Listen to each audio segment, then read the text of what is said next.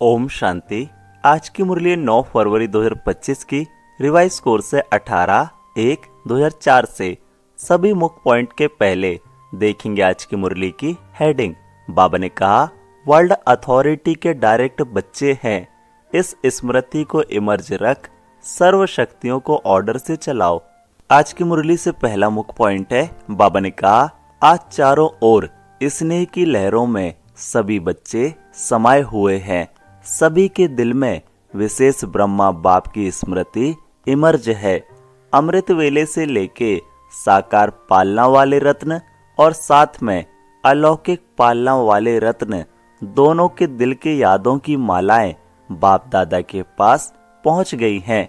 सभी के दिल में बाप दादा के स्मृति की तस्वीर दिखाई दे रही है और बाप के दिल में सर्व बच्चों की स्नेह भरी याद समाई हुई है। सभी के दिल में एक ही स्नेह भरा गीत बज रहा है, मेरा बाबा। और बाप की दिल से यही गीत बज रहा है, मेरे मीठे मीठे बच्चे। यह ऑटोमेटिक गीत, अनहद गीत कितना प्यारा है। बाप दादा चारों ओर के बच्चों को स्नेह भरी स्मृति के रिटर्न में दिल के स्नेह भरी दुआएं पदम गुणा दे रहे हैं। मुरली से दूसरा मुख्य पॉइंट है, बाबा ने कहा, बाप दादा देख रहे हैं अभी भी देश व विदेश में बच्चे स्नेह के सागर में लवलीन हैं। यह स्मृति दिवस विशेष सभी बच्चों के प्रति समर्थ बनाने का दिवस है। आज का दिन ब्रह्मा बाप द्वारा बच्चों की ताजपोशी का दिन है। ब्रह्मा बाप ने निमित्त बच्चों को विश्व सेवा की जिम्मेवारी का ताज पहनाया, स्वयं अननोन बने और बच्चों को साकार स्वरूप में निमित्त बनाने का स्मृति का तिलक दिया। स्वयं समान अव्यक्त फरिश्ते स्वरूप का प्रकाश का ताज पहनाया। स्वयं करावन हार बन करनहार बच्चों को बनाया। इसलिए इस दिवस को स्मृति दिवस सो समर्थी दिवस कहा जाता है। सिर्फ स्मृति नहीं, स्मृति के साथ साथ सर्व समर्थियां बच्चों को वरदान में प्राप्त हैं। बाप दादा सभी बच्चों को सर्व स्मृतियों स्वरूप में देख रहे हैं। मास्टर सर्वशक्तिवान स्वरूप में देख रहे हैं, शक्तिवान नहीं, सर्वशक्तिवान।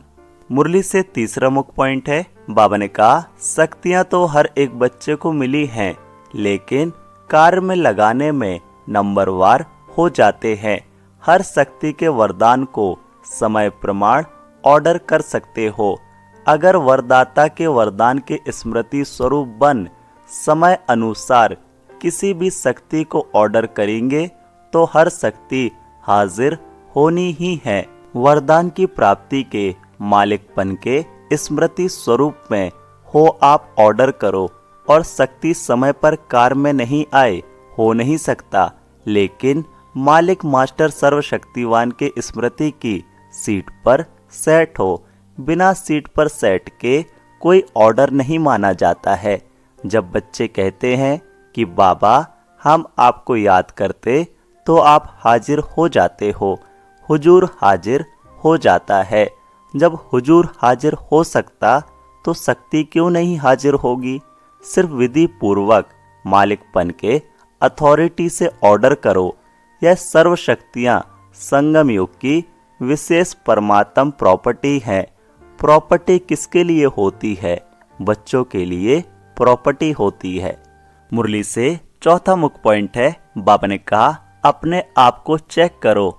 वर्ल्ड ऑलमाइटी अथॉरिटी की अधिकारी आत्मा हूँ। यह स्मृति स्वतः ही रहती है या कभी कभी रहती है। आजकल के समय में तो अधिकार लेने के लिए ही झगड़ते हैं और आप सबको परमात्म अधिकार, परमात्म अथॉरिटी जन्म से ही प्राप्त है। तो अपने अधिकार की समर्थी में रहो, स्वयं भी समर्थ रहो और सर्व आत्माओं को भी समर्थी दिलाओ। सर्व आत्माएं इस समय समर्थी अर्थात शक्तियों की भिखारी है। आपके जड़ चित्रों के आगे मांगते रहते हैं तो बाप कहते हैं, हे समर्थ आत्माएं, सर्व आत्माओं को शक्ति दो, समर्थी दो।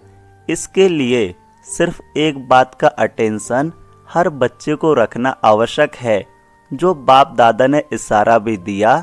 बाप दादा ने रिजल्ट में देखा कि मेजॉरिटी बच्चों का संकल्प और समय व्यर्थ जाता है। जैसे बिजली का कनेक्शन अगर थोड़ा भी लूज हो व लीक हो जाए तो लाइट ठीक नहीं आ सकती।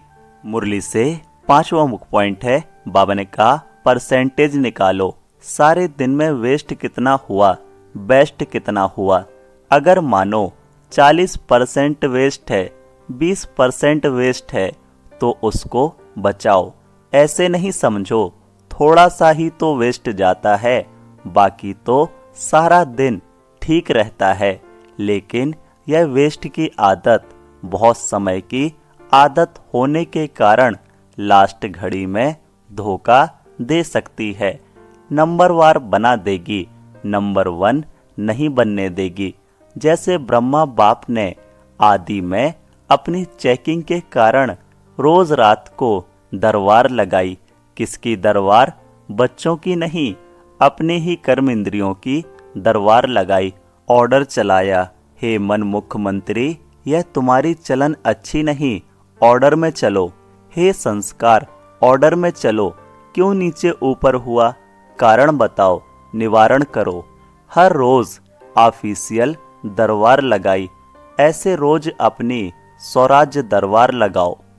मुरली से 6वां मुख्य पॉइंट है, बाबा ने कहा अगर कोई एक भी कर्म इंद्रिय अभी तक भी आपके पूरे कंट्रोल में नहीं है कंट्रोल में, लेकिन कभी कभी नहीं भी है। अगर मानो कोई भी कर्म इंद्रिय, चाहे आँख हो, चाहे मुख हो, चाहे कान हो, चाहे पाँव हो, पाँव भी कभी कभी बुरे संग के तरफ चला जाता है, तो पाँव भी कंट्रोल में नहीं हुआ ना।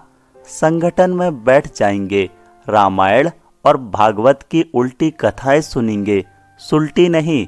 तो कोई भी कर्म इंद्रिय संकल्प समय सहित अगर कंट्रोल में नहीं है तो इससे ही चेक करो।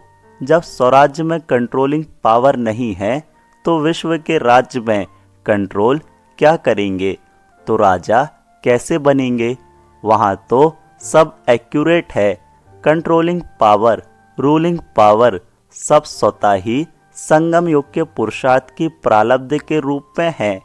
तो संगम योग अर्थात वर्तमान समय अगर कंट्रोलिंग पावर, रूलिंग पावर कम है तो पुरुषार्थ कम, तो प्रारब्ध क्या होगी? हिसाब करने में तो होशियार होना।